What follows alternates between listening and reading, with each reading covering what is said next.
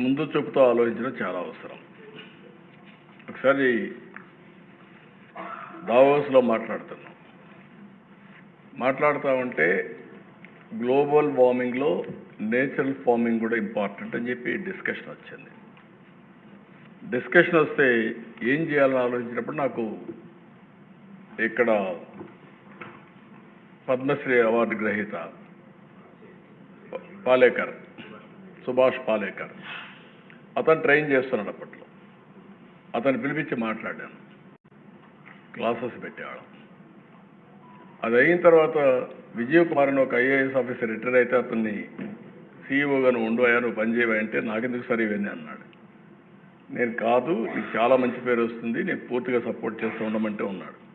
ఇప్పుడు ఎంత ఎంజాయ్ చేస్తున్నా అంటే ప్రపంచం మొత్తం మన ప్రకృతి వైద్య సేవ వ్యవసాయాన్ని చూడడానికి వస్తున్నారు. I'm very proud. రాబోయే రోజుల్లో 5 సంవత్సరాల్లో 50 లక్షల ఎకరాల్లో నేచురల్ ఫార్మింగ్ చేసి ప్రపంచానికే ఆదర్శంగా మనం తయారు చేయబోతున్నాం. దేశ రికార్డ్. ఇప్పుడు దాంట్లో కూడా మీరు చూస్తే అక్కడికి వదిలిపెట్టలేదు, ట్రేసబిలిటీకి వెళ్ళాం అండ్ ఆల్సో సర్టిఫికేషన్కి వెళ్ళాం.